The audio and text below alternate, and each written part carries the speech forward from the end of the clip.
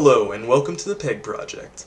Before we get started on the demonstration, allow me to introduce our team members.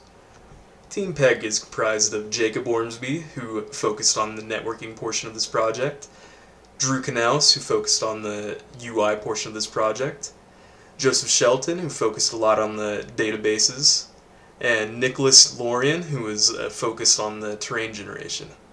Now, let us show you what the PEGG project is all about. Have you ever played an engaging game, but the environment starts to dull over time? The map is always the same scenery, arrangement of biomes, assets, and so on. That spark of intrigue that once brought you to enjoy exploring and traversing the game's terrain no longer does so. Well, that's where the PEG project comes in. PEG allows you to create your own procedural terrain and influence them to your desires. A rocky ravine, a dense forest, an aquatic coral playground. All of those and much more can be accomplished in PEG with clicks of buttons and moving of sliders. The settings are then input as procedural noise to create your desired world. All of this is visible from a bird's eye view of the terrain. Happy with your terrain? The generated terrain can then be saved and loaded back in any time in the editor. Want a more immersive experience? You can jump into the terrain as a player in the first person viewpoint. Explore all the created land and sea structures, either solo or with your friends. Whether an avid explorer, seeker of thrills, or seasoned gamer, all are welcome. All of this terrain building is interesting, but what if you want to do more with the maps? That's where our game feature comes in. You can host games and send invites to your friends to join your game lobby. The host can dictate the map chosen, either loaded in from a save or random. Once the host starts the game, players can scurry around the map and collect items while being chased by harrowing monsters.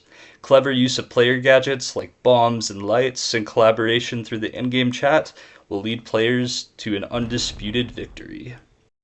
All right, so I'll be showing off some of the general environment generation system as well as our editor and some player controller stuff. So to start, we've got all of our terrain settings over here. So you've got like your height, your noise scale, you've got water level, you've got some other interesting settings, domain warping, and we've got some pop-ups. So if we wanted to increase the overall height of our terrain, we would increase the height, and as you can see it went up. We can go ahead and crank that up a bit more so that we can start to see some snow. There we go. And you can change some other interesting settings, like for example, you could turn off linear interpolation if you want a bit of a blockier look to the terrain, and you get something like that. And I will briefly show domain warping. So if we want to just enable that real quick, so let's go ahead and crank up the frequency so that we can see some of the effects of the domain warping going on. There we go. We get some weird kind of organic looking shapes in our terrain. And we'll go ahead and click set default to go ahead and just reset our terrain back to what the settings were in the beginning. There we go. Let's move over to the textures. So as you can see, we've got textures that are applied to various height and slope ranges. So if we want to just turn off the grass, as you can see there, it updates live. We can also swap out the texture. So if we wanted to make it blue for whatever reason, we can do that. We'll go ahead and switch that back. Let's move to the assets. So we've got assets here. First of all, let's go ahead and try to just increase the trees a bunch. As you can see, now there's a bunch more. We can remove the trees. We can add the oak tree back. And let's go ahead and increase that. Obviously, it has a max slope that is way too high. So we'll do that like at 30 and toggle that on, and then lower the amount of trees as well as the spawn probability. And as you can see, you're starting to get a nicer result. So next, I will go ahead and show the first person mode. If we want to actually go into the terrain, we are in here. We have a fly mode for the editor version specifically. In the actual game mode, you won't be able to fly. But as you can see, we've got our terrain. As you can see, we've got some interesting formations going on. We've got a river, and then for some of the player controls, we've got light orbs that you can throw. We've got bombs that actually terraform and remove stuff. We've got regular terraforming that you can do. We also have the ability to go into a placement mode. This is a placeholder asset, but there's colliders on it. And then we've also got a scan feature, which you can scan for loot that's only spawned underground, and you can collect it. And as you can see, the counter goes up. You go back to the editor as well, and it'll bring us back, and here we are.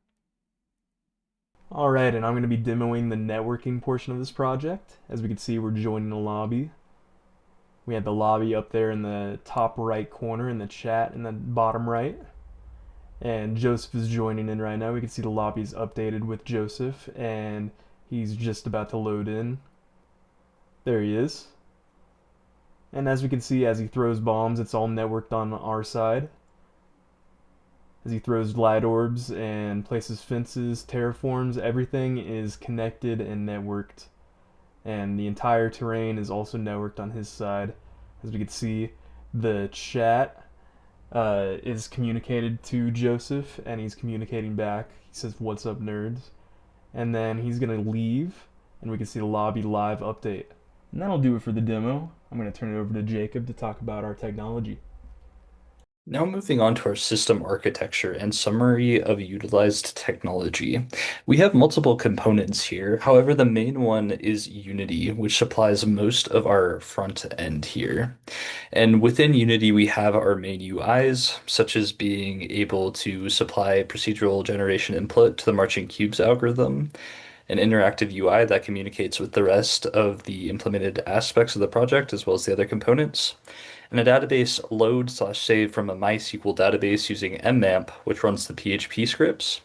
And as you can see from the system architecture diagram here, the backend terrain generation data is sent to mmap, which then is sent to PHP. PHP runs all queries in the background and sends it back. The terrain editor runs the backend generation for the UI and supplies the C data for assets and the terrain. And then moving on to Steam, Steam allows players to facilitate peer-to-peer lobbies for remote connections, and it also allows for user validation and authentication for the database. And then the networking is accomplished through Fishnet. Fishnet allows for a server client model for updates, and it also allows for lobby connections to be seen to and back from Steam, and all of that to get pushed back to Unity for all clients to update their respective UIs. Moving on to the project development. For our project status, we have completed 217 issues, committing 267 times to our GitLab. This was all accomplished over 16 weeks, utilizing the Agile approach. Most of our testing was accomplished through user studies, and these were 16 formal user studies utilizing surveys to gather feedback over a period of 5 weeks. The majority of this was accomplished during the beta phase, but we did have a couple of re-reviews to see the new changes in the final version. This allowed us to make our UI more intuitive for each of the procedural noise settings so people better understood how to utilize the settings to influence their world. And that's going to do it for our presentation. I want to thank you for watching and give some special thanks to our professor and TAs for helping make this project possible. Thank you very much.